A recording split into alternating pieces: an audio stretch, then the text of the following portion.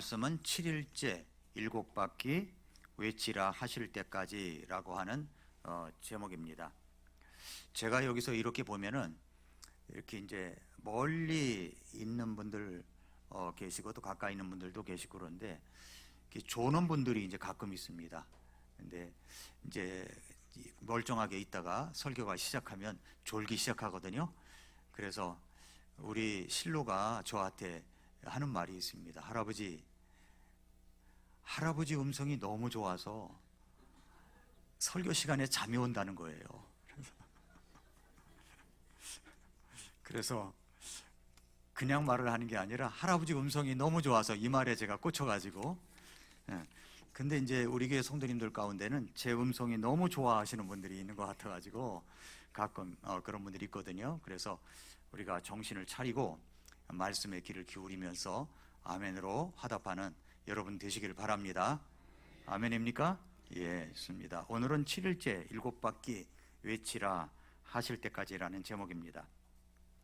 저는 이 시리즈 여호수아 말씀을 언제부터 준비했냐면 우리가 이전 교회당에 있을 때부터 시리즈를 준비를 했습니다. 그래서 오늘 4번째입니다. 어제는 이제 제 아내와 함께 이제 그 천호동에 볼 일이 있어가지고 저희가 이전에 있었던 그 예배당을 지나가 봤습니다. 감개무량했습니다. 그런데 이제 내부부터 이제 그 철거를 하고 있더라고요. 그래서 내부부터 2층에도 창문이 이렇게 활짝 이제 띄어진 것도 있고 1층에도 많이 이제 헐고 있고 그렇게 뛰어가고 있었습니다. 그런데 아직도 이제 우리 교회 간판이 거기 붙어 있었습니다. 우리가 여기 교회 온 지 오늘 개회 기도할 때 우리 집사님이 얘기한 것처럼 이제 3주째입니다. 맞습니까? 근데 벌써 이 적응을 잘 하시는 분들이 많아요. 벌써 뒤에 것은 잊어버리고 우리가 앞에 푯대를 향하여 이렇게 나아가는 모습처럼 적응을 잘 하시고 이런 모습을 볼 때 감사를 드리고, 우리 아이들이 얼마나 재밌게 노는지 몰라요. 우리 이음이는 와서 인사도 안 하고 놀기 시작하더라고요. 얼마나, 그러면서 이제 예배 시작하기 전에 저를 보고 막 손을 흔들어요. 그게 답니다. 얼마나 재밌게 노는지 몰라요. 또 아이들이 공원을 가면 공원에서 지렁이도 잡고 벌레도 잡고 이런 걸 보면서 애들이 그렇게 좋아하는 거예요. 그래서 여러분 점심시간에 식사하시고 나서 이렇게 산책도 하시고 햇빛도 쬐시고 그러시면 아주 좋은 그런 시간이 될 것이라 그렇게 생각이 됩니다. 근데 오늘은 이제 제가 우리 교회를 이전하면서 그 시리즈로 4번째 이제 말씀입니다. 하나님은 왜 이스라엘 백성을 가나안 땅으로 인도하셨을까요? 그리고 왜 그들은 지금 여리고 앞에 서 있는 것입니까? 이 질문은 단순히 역사적 질문이 아닙니다. 오늘 우리에게도 던지는 질문일 수가 있습니다. 하나님은 이스라엘 백성을 광야에서 그냥 살게 하지 않으셨습니다. 그들을 약속의 땅으로 인도하셨습니다. 그러나 그 약속의 땅에 들어가자마자 그들에게 기다리고 있었던 것은 철옹성 같은 여리고 성이었습니다. 굳게 닫힌 성, 인간의 힘으로는 도저히 무너뜨릴 수 없는 장벽이 그들 앞에 서 있었습니다. 그렇다면 다시 묻게 됩니다. 하나님은 왜 그들을 그 자리까지 인도하셨는가 하는 것입니다. 왜 여리고 성 앞에까지 서게 하셨을까요? 그 답은 여호수아서의 흐름 속에 이미 드러나 있습니다. 3장에서 그들은 요르단강을 건넜습니다. 하나님의 기적을 경험했죠. 4장에서는 그들이 기념비를 세웠습니다. 하나님의 은혜를 기억했습니다. 5장에서는 할례와 유월절을 통해서 하나님 앞에서 자신들을 정결하게 하고 영적으로 준비했습니다. 그들은 이제 모든 것을 다 준비된 상태였습니다. 그렇다면 이제 무엇이 와야 합니까? 우리는 생각할 때 그 다음에는 분명히 안식이 와야 하고 평안이 와야 한다고 생각합니다. 그런데 생각 같지 않게 장애물이 떡하니 하고 기다리고 있는 것입니다. 그것도 감당할 수 없는 장애물입니다. 그것이 바로 여리고 도시입니다. 왜 여리고가 기다리고 있었을까요? 이것이 하나님의 방식이라는 것입니다. 하나님은 준비된 백성을 안식으로 먼저 보내지 않으시고 사명의 자리로 먼저 보내십니다. 하나님은 준비된 백성을 멈추게 하지 않으시고 전진하게 하십니다. 우리도 마찬가지입니다. 하나님은 우리를 왜 이 자리까지 인도하셨습니까? 우리에게 말씀을 주셨고 은혜를 주셨고 준비시키셨습니다. 그리고 이제 우리를 새로운 자리로 옮기셨습니다. 그렇다면 우리는 질문해 봐야 됩니다. 하나님은 왜 이곳으로 우리를 보내셨을까요? 우리가 조심해야 할 것은 뭐냐면 안일함이고 안주함입니다. 우리가 안일하게 살아갈 때, 안주하고 살아갈 때 우리는 영적으로 어떤 경계를 풀어버리고 느슨하게 되어서 언제든지 사탄의 공격을 받을 수 있는 그런 모습이 될 수가 있기 때문에 조심해야 되는 겁니다. 긴장의 끈을 놓지 않고 아직 해야 할 것이 있음을 우리가 기억해야 합니다. 하나님은 왜 우리를 이곳으로 보내셨을까요?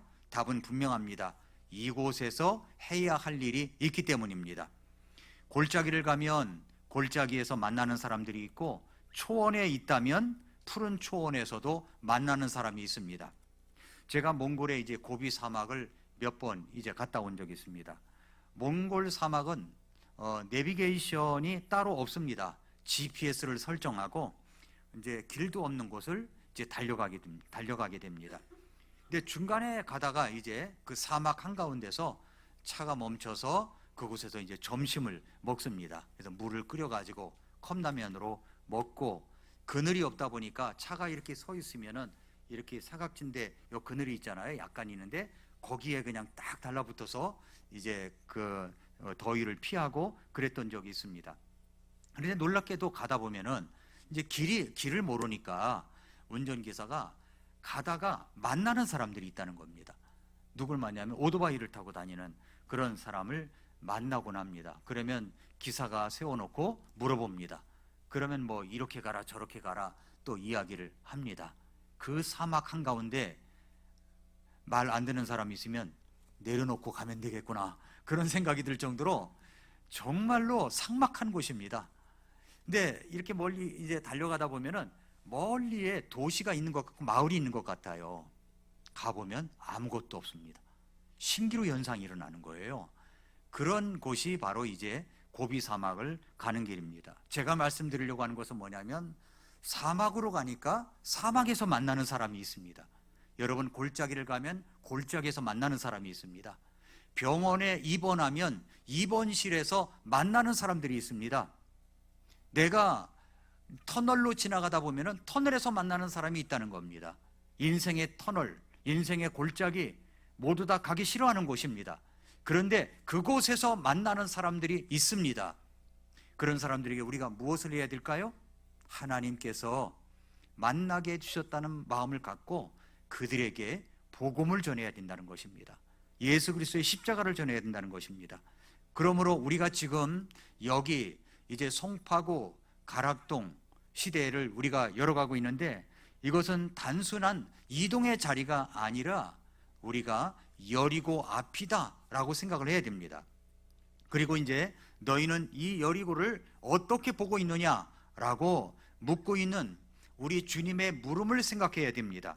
너희는 꽉 막힌 이 현실 앞에서 무엇을 할 것이냐 하는 것입니다. 오늘 우리는 여호수아 6장을 통해서 그 질문에 대한 하나님의 답을 듣게 될 것입니다. 자, 여호수아서의 흐름을 다시 한번 떠올려 보십시오. 이스라엘 백성은 이미 놀라운 은혜를 경험했습니다. 여호수아 3장에서 요르단강을 건넜습니다. 물이 갈라지는 하나님의 기적을 직접 눈으로 보았습니다. 여호수아 4장에서는 그들은 잊지 않기 위해서 기념비를 세웠습니다. 하나님이 하신 일을 기억하며 그 은혜를 다음 세대에 전하도록 했습니다. 이 돌돌이 무슨 뜻이냐 하거든 그들에게 해야 할 말이 있다는 것입니다. 5장에 이르러서는 할례를 받고 유월절을 지키면서 하나님 앞에서 자신들을 구별하고 영적으로 정돈했습니다. 말하자면 그들은 기적을 경험했고 은혜를 경험했고 영적인 준비를 마친 상태였습니다. 그렇다면 이제 무엇이 와야 합니까? 평안입니까? 안식입니까? 아니면 안정된 정착입니까? 우리는 당연히 그렇게 살았으면 당연히 와야 될 것이 평안과 안정과 그리고 안식이 와야 된다고 그렇게 생각을 합니다. 그러나 성경은 전혀 다른 장면을 보여줍니다. 그 모든 준비의 끝에서 그들을 기다리고 있었던 것은 여리고라 했다는 거예요. 여리고, 굳게 닫힌 성, 아무도 들어갈 수 없고 아무도 나올 수 없는 완전히 막혀있는 성이 그들 앞에서 있었습니다. 이것은 매우 중요한 영적 원리를 우리에게 보여줍니다. 하나님은 준비된 백성을 먼저 안식으로 보내지 않으시고 사명의 자리로 먼저 보내신다는 것입니다. 우리도 마찬가지입니다. 하나님은 우리를 여기까지 인도하셨습니다. 우리를 준비시키셨습니다. 이제 새로운 자리로 옮겨주셨습니다. 그렇다면 왜 우리를 이곳으로 보내셨을까요? 이곳에서 해야 할 일이 있기 때문입니다. 이곳에서 만나야 될 사람들이 있기 때문입니다. 이곳에서 세워야 할 하나님의 일들이 있기 때문입니다. 그러므로 지금 우리가 서 있는 자리는 단순한 이전의 자리가 아니라 여리고 앞이다라고 생각을 해야 됩니다. 우리 인생 속에서도 똑같습니다. 여러 가지 믿음으로 은혜로 살았다면 그 다음에 안정이 와야 되고 안식이 와야 되는데 왜 이렇게 갑자기 우리도 어떻게 할 수 없는 그런 문제를 만나냐 하는 것입니다. 오늘 말씀이 그런 물음을 던지는 여러분들에게 해답이 될 줄로 믿습니다. 자, 우리는 여리고를 어떻게 볼 것이냐, 우리는 맡긴 현실 앞에서 무엇을 할 것이냐 하는 것입니다. 먼저 첫째로, 인생에는 우리의 힘으로는 절대 무너뜨릴 수 없는 여리고를 만날 때가 있다는 것을 기억해야 됩니다. 6장 1절을 보십시오. 한편 이스라엘 자손으로 인해 여리고는 굳게 닫히고 아무도 나가지 아니하며 아무도 들어오지 아니하더라. 이 구절은 단순한 상황 설명이 아닙니다. 이것은 인간적인 관점에서 보면은 완전한 불가능을 이야기하는 것입니다. 불가능하다 하는 것입니다. 자, 여리고는요, 전략적 요충지였어요. 요르단강을 건너 가나안으로 들어가는 첫 관문지였습니다. 이 성을 무너뜨리지 않으면은 어떤 것도 전진도 불가능했습니다. 또 여리고는 철저히 요새화된 도시였습니다. 이중 성벽 구조를 가지고 있었어요. 안쪽 성벽이 있었고 바깥쪽 성벽이 있었습니다. 그리고 높이는 8m에서 10m 정도, 사람이 올라갈 수 없는 성벽 구조였습니다. 그러나 성벽 위에는 사람들이 거주할 수 있을 정도로 견고하고 4차선 도로 정도의 폭의 길이 있었습니다. 라합이 그 위에 살았다고 그랬죠? 중국 서안에 가보니까, 시안에 가보니까 거기 성벽이 있더라고요. 성벽에 올라가 보니까 그야말로 4차선 도로가, 4차선 차량 4대가 양쪽으로 2차선, 2차선씩 지나갈 수 있는 길이, 그 성벽이 있었고 그 성벽 밑에는 해자가 있었습니다. 그러니까 어떤 사람들도 그것을 공격하기 어려운 그런 성벽이죠. 그러니까 여리고성이 그런 도시였다는 것입니다. 그리고 여리고는 또 어떤 도시냐면 완전히 봉쇄된 상태였습니다. 이미 전쟁을 준비해서 모든 출입이 차단되었고 내부에는 충분한 자원이 준비되어 있었습니다. 시간이 지나면 이기는 쪽은 여리고였습니다. 여리고는 또한 강력한 도시였습니다. 6장 2절을 보면은 주께서 여호수아에게 이르시되 보라, 내가 여리고와 그곳에 왕과 강한 용사들을 하고 이야기하고 있어요. 왕과 강한 용사들이라고 했습니다. 단순 도시가 아니라 강한 용사들, 전투 준비가 아주 철저한 그런 여리고였다는 것입니다. 전쟁 심리적으로 볼 때 여리고가 우위에 있었습니다. 성 안에 있었죠. 높은 곳에 있었죠. 그리고 방어에 유리합니다. 공격자는 절대 불리한 그런 장소였습니다. 그런데 여러분, 여리고는 어떤 도시냐면은 하나님을 대적하는 도시였습니다. 가나안의 우상 숭배, 미신 문화의 중심지, 그것이 바로 여리고였다는 거죠. 타락한 문화의 중심지였습니다. 이 도시는 하나님을 대적하는 시스템이 자리 잡은 그런 도시였습니다. 아무리 살기 좋고 편하고 안전한 좋은 환경일지라도 문화 자체가 하나님을 대적하는 문화이면 그것은 이미 하나님을 대적하는 도시입니다. 중요한 것은 여리고는 인간적으로 볼 때 절대 무너질 수 없는 도시였다는 것입니다. 그런 곳이었습니다. 아무리 살기 좋다고 할지라도 하나님을 대적하는 시스템이면 그것은 살기 좋은 도시가 아닙니다. 여러분, 중국이 전 마찬가지라고 생각합니다. 중국은 전체주의 국가예요. 공산주의 국가입니다. 그런데 중국에 가보면 얼마나 이 CCTV가 많은지 몰라요. 가는 곳마다 검색 검문이 있고요. 어디 들어가려면은 가방도 스캔하고 사람도 스캔합니다. 모든 것이 그래요. 그래 중국 사람들이 한국에 오면 그런 곳이 없거든요.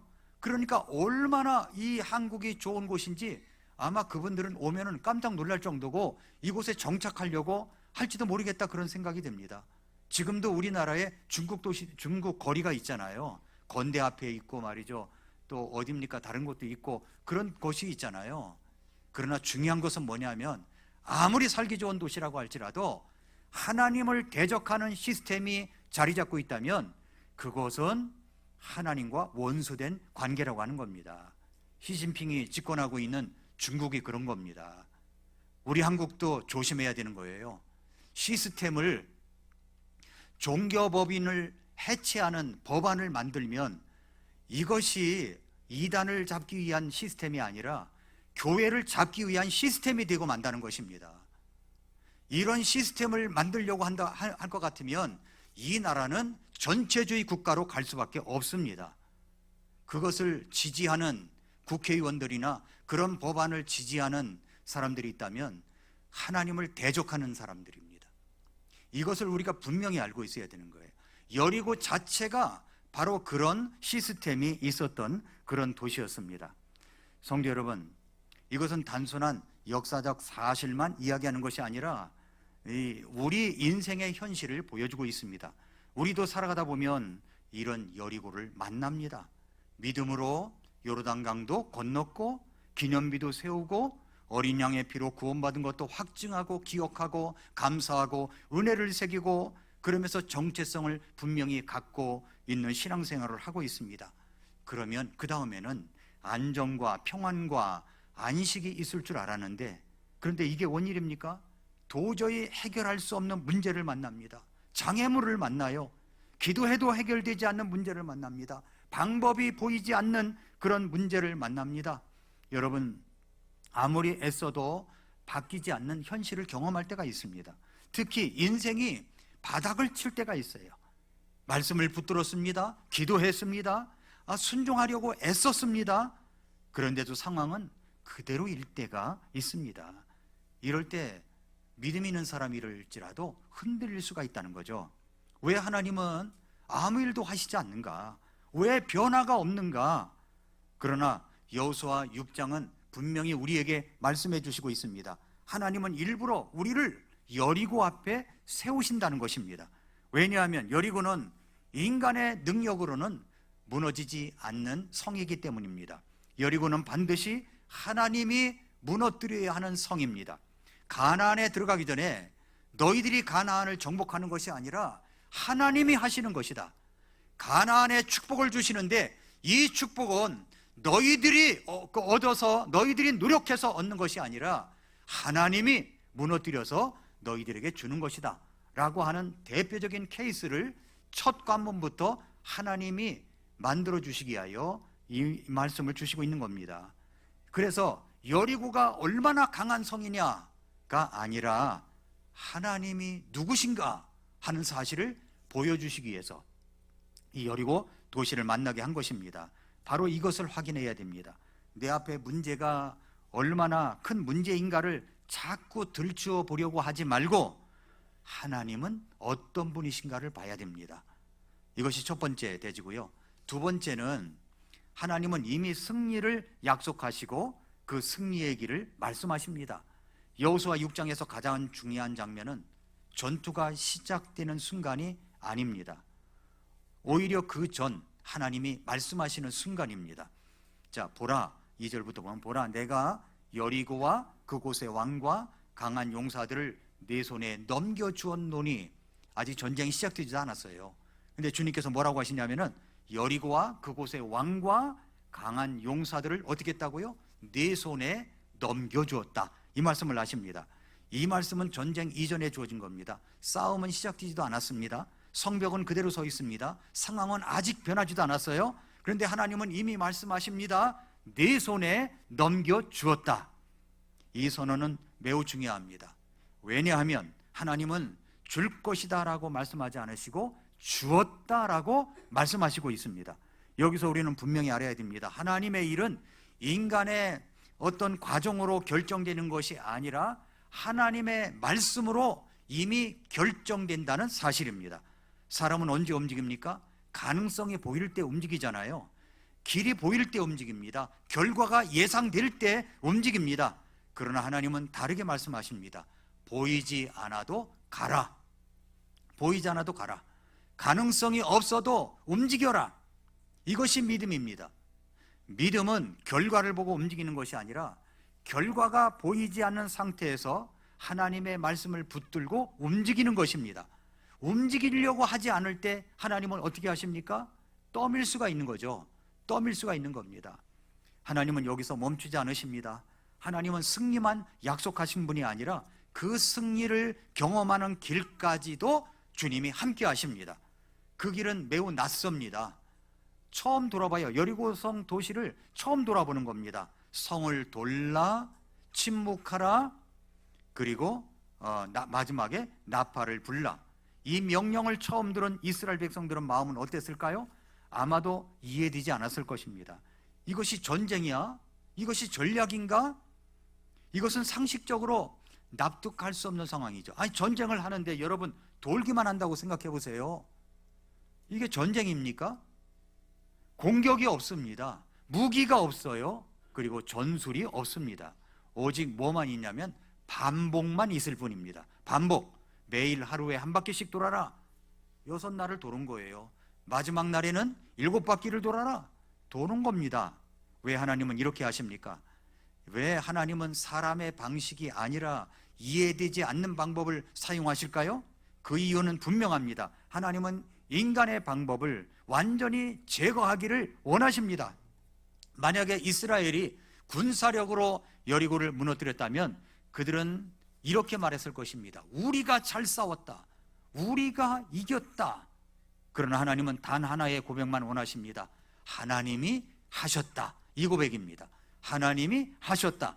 그래서 하나님은 사람이 할 수 없는 방법을 주시곤 하시는 겁니다.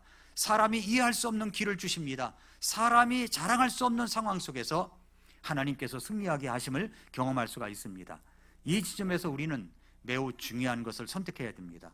우리는 이해하고 순종할 것인가?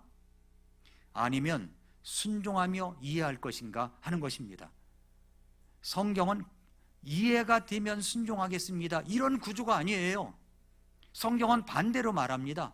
순종하면 이해하게 되는 겁니다. 순종을 하면 이해가 되는 거예요. 보여주면 믿겠다가 아니라 믿으면 보게 되는 겁니다. 여호수아와 이스라엘 백성은 이 명령을 완전히 이해했기 때문에 순종한 것이 아닙니다. 이해되지 않았지만 순종한 것입니다. 그리고 그 순종이 기적의 통로가 되었습니다. 여러분, 이 원리는 지금 우리의 삶에도 똑같이 적용이 되는 겁니다. 하나님은 여전히 말씀하십니다.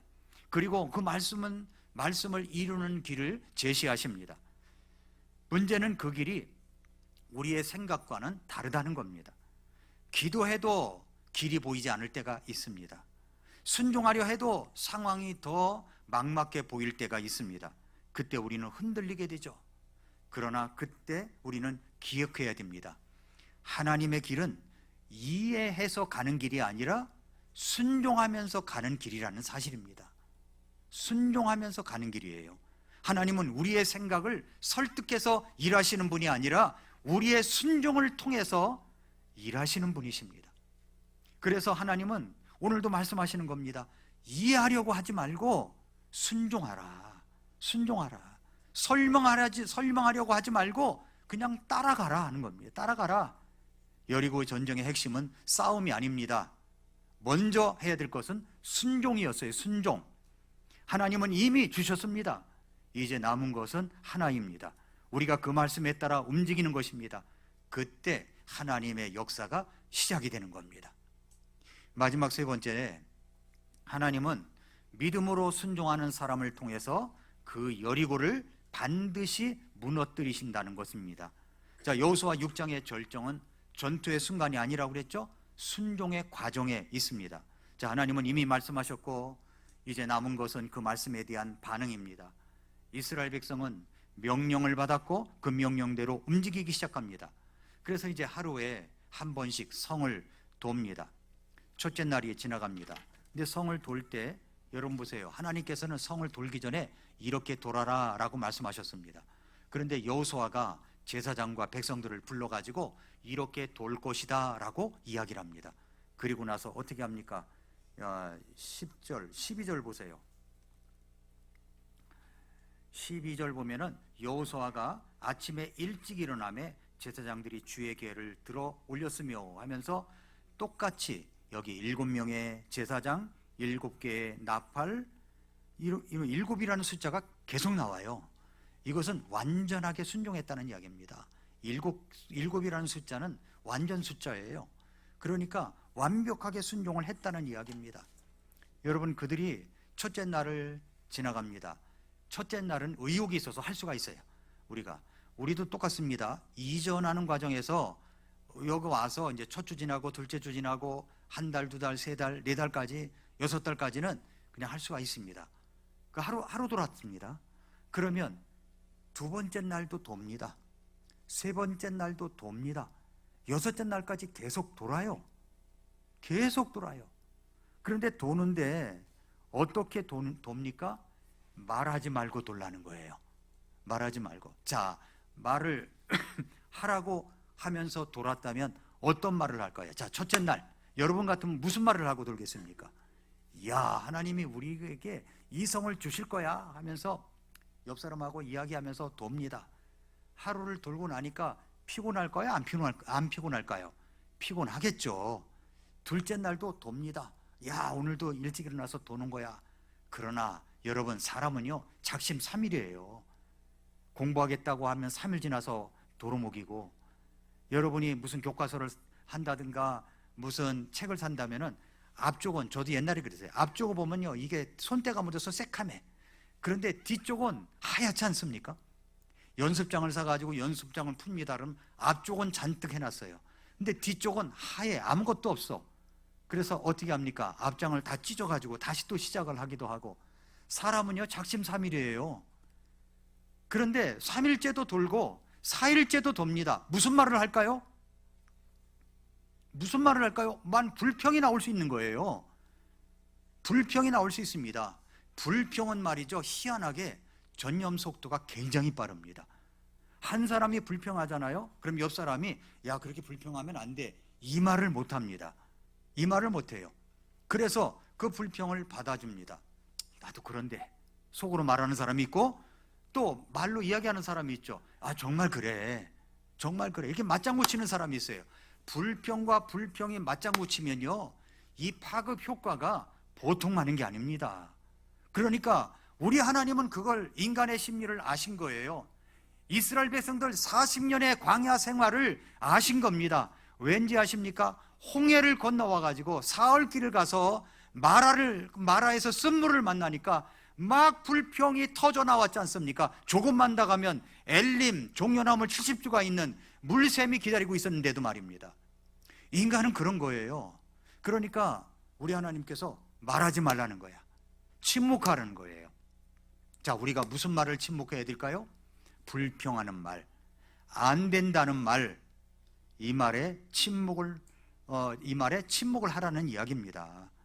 그래서 침묵의 이야기도 하시고, 이제 6장은, 여호수아 6장은 기적의 이야기이기도 하지만 침묵의 이야기도 하는 겁니다. 침묵의 이야기. 그 이유는 분명합니다. 하나님은 기적보다 먼저 믿음을 만드시기 때문에 그렇습니다. 이때 사람의 마음에는 반드시 이제 질문이 생기는 거죠. 이게 맞는 말이야? 어떻게 된 거야? 왜 아무 일도 일어나지 않지? 6일째 돌았는데도 왜 아무 일도 일어나지 않지? 이렇게 계속해야 되는가? 이런 생각이 일어나게 된다는 것입니다. 자, 오늘을 살아가는 우리 모두에게도 똑같은 질문이기도 하죠. 기도했는데 변화가 안 보여요. 순종했는데도 상황이 그대로일 때, 말씀대로 살려고 했는데도 결과가 보이지 않을 때 흔들릴 수가 있습니다. 그때 우리는 어떻게 해야 됩니까? 그 지점이 바로 믿음의 시험 지점이라는 것입니다. 하나님, 왜 이렇게 되는 것이 없습니까? 하나님, 왜 아직도 고통이 끝나지 않나요? 왜 아직도입니까? 지금까지 믿음으로 순종했습니다. 왜 아직도 내 앞에 있는 장애물 그리고 장벽은 무너지지 않고 여전히 그대로입니까? 이때 하나님이 주시는 대답이 있습니다. 뭐라고 대답하실까요? 너는 아직 6일째다. 한번 옆에 분에게 말씀해 보세요. 6일째입니다. 말씀해 보세요. 6일째 무너져요? 안 무너지죠. 너는 아직 6일째다. 7째 되는 날, 7바퀴를 돌 때 여리고성은 외치라 한 때에 그때 무너졌습니다. 우리가 상황이 자꾸만 믿음으로 살고 순종을 했는데도 변화가 없을 때 우리 주님이 말씀하십니다. 너는 아직 6일째야. 6일째. 저도 그렇게 생각합니다. 6일째다. 6일째. 이것은 단순한 위로가 아니에요. 믿음의 본질을 드러내는 선언입니다. 아직 끝이 아닙니다. 완성이 아니에요. 아직 하나님의 때가 아닙니다. 문제는 우리가 이 사실을 받아들이지 못한다는 데 있습니다. 우리는 결과를 빨리 보고 싶어 하죠. 변화를 빨리 확인하고 싶어 합니다. 그래서 중간에 멈추죠. 조금 하다가 포기합니다. 몇 번 순종하다가 돌아서 버립니다. 그러나 하나님은 끝까지 가라고 말씀하십니다. 여리고는 한 번 돌아서 무너지지 않았습니다. 2번 돌아서도 무너지지 않았어요. 6번 돌아서도 무너지지 않았습니다. 오직 7째 날 7바퀴를 돌고 외쳐라 하고 나팔을 길게 부르니까 그때 모든 사람들이 외친 거죠. 외친 겁니다. 그동안 쌓인 것이 무엇입니까? 눈에 보이는 변화는 없었어요. 상황 그대로였습니다. 그러나 보이지 않는 것이 쌓이고 있었습니다. 뭐가 쌓였을까요? 믿음이 쌓인 겁니다. 믿음이 쌓인 거예요. 반복 속에서 믿음이 쌓입니다. 침묵 속에서 믿음이 깊어집니다. 기다림 속에서 믿음이 단단해집니다. 그리고 그 믿음이 마지막 순간에 폭발하는 겁니다. 여러분, 불평이 쌓이고 분노가 쌓이고 내가 참아야지 이게 쌓이면 나중에 뭐가 나오는지 아십니까? 한순간에 뭔가 팍 폭발하면은 생각지도 못한 폭발력이 나와요. 부정적인 폭발력이 나오는 겁니다. 저도 마찬가지예요. 인간이 다 모습이 그렇습니다. 그런데 주님 말씀에 순종하면서 자꾸만 믿음을 쌓고 마지막 7째 날 7바퀴를 돌고 외쳐라 할 때 믿음을 쌓인 그런 저장 탱크에서 외치는데 여리고성이 무너져 버렸습니다. 놀랍지 않습니까? 외치라 할 때 외치는 겁니다. 여러분, 그렇습니다. 믿음은 마지막 순간에 놀라운 폭발력이 나타나는 겁니다. 그래서 성경은 이렇게 기록하고 있습니다. 백성이 크게 소리질러 외치니 성벽이 납작하게 무너지니라. 납작하게 무너졌대요. 몇 층 높이로 무너진 게 아니에요. 그냥 납작하게 무너졌습니다. 이 장면은 단순한 사건이 아닙니다. 이것은 하나님의 때가 도래했음을 보여주는 순간입니다. 그리고 여기서 우리가 붙들어야 할 사실이 있습니다. 이 성을 무너뜨린 것은 사람이 아니라 하나님이 하셨습니다. 맞습니까? 이스라엘 백성은 성벽을 밀어 넘어뜨리지 않았습니다. 그들은 돌았을 뿐이에요. 침묵했을 뿐입니다. 주님을 믿고 따랐을 뿐입니다. 그들은 외쳤을 뿐입니다. 그러나 성벽은 무너졌습니다. 왜 그렇습니까? 하나님이 무너뜨려 주셨기 때문입니다. 이것이 바로 여리고 전쟁의 핵심입니다. 사람은 순종합니다. 하나님은 역사하십니다. 사람은 움직입니다. 하나님은 무너뜨리십니다. 이 원리는 오늘의 삶에도 동일하게 적용이 됩니다. 우리는 종종 이렇게 생각하죠. 내가 더 노력해야 한다. 내가 더 잘해야 한다. 내가 뭔가를 만들어야 된다. 그러나 하나님은 그렇게 일하지 않으십니다. 하나님은 우리가 만들어낸 결과 위에 역사하시는 분이 아니라 우리가 순종할 때 역사하시는 분이십니다. 그래서 하나님은 우리를 반복 속으로 넣으십니다. 같은 기도를 하게 하시고요, 같은 순종을 하게 하십니다. 같은 자리를 계속 돌게 하십니다. 그리고 아무 일도 일어나지 않는 것처럼 보이게 하십니다마는, 그러나 그 시간은 낭비가 아닙니다. 그 시간은 믿음이 만들어지는 시간이에요. 믿음이 쌓이고 믿음이 쌓이는 시간입니다. 우리는 종종 왜 아무 일도 일어나지 않는가를 묻습니다. 그러나 하나님은 이렇게 말씀하십니다. 아직 때가 아니다. 아직 6일째야. 아직 6일째야. 그러므로 중요한 것은 지금 변화가 있느냐가 아니라 지금도 순종하고 있느냐입니다. 지금도 순종하고 있습니까? 지금 결과가 있느냐가 아니라 지금도 믿음으로 걷고 있느냐입니다. 그리고 반드시 우리는 기억해야 됩니다. 7일째 7바퀴 후에는 반드시 무너집니다. 무너집니다.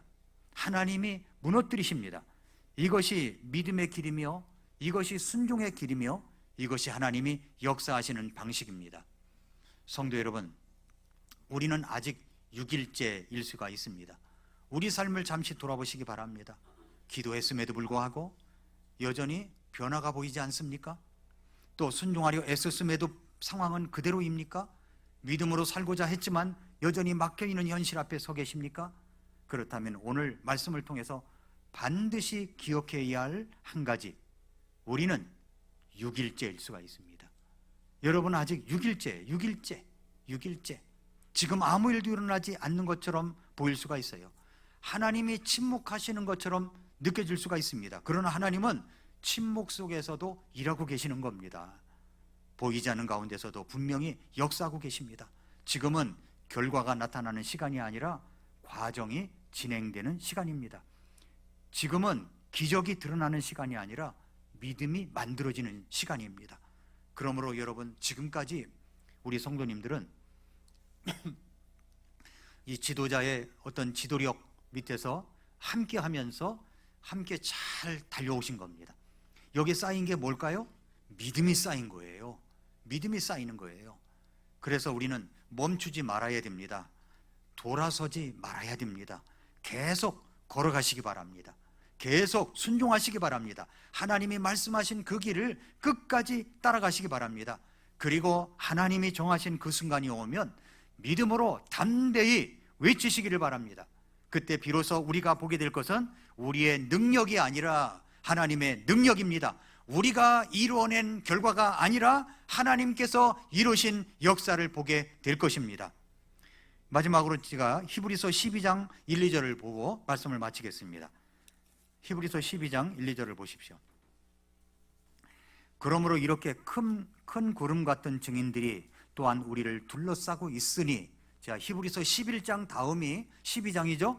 11장의 믿음의 사람들을 엄청 말씀하셨습니다.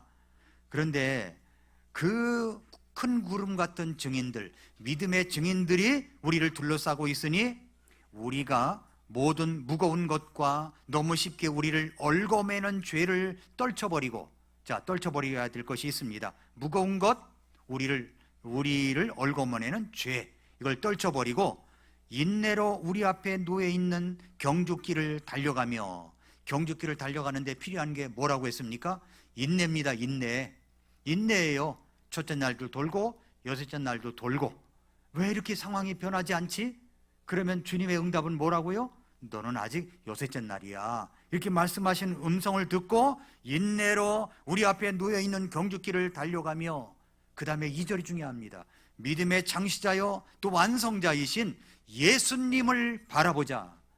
예수님을 바라보자. 우리 주님은 믿음의 창시자이십니다. 우리에게 믿음을 만들어내십니다. 믿음을 주십니다. 믿음으로 함께 하십니다. 그리고 완성자이신 예수님을 바라보자. 그분께서는 자기 앞에 놓인 기쁨으로 인해 수치를 멸시하시며, 우리 주님이 얼마나 수치를 당하셨어요. 그리고 십자가를 견디셨습니다. 그랬더니 하나님의 왕좌 오른쪽에 앉혀지셨다고 말씀하고 있습니다. 성도 여러분, 히브리서 11장 30절 말씀을 보면은 보시기 바랍니다. 히브리서 11장 30절 성경을 펴시고요.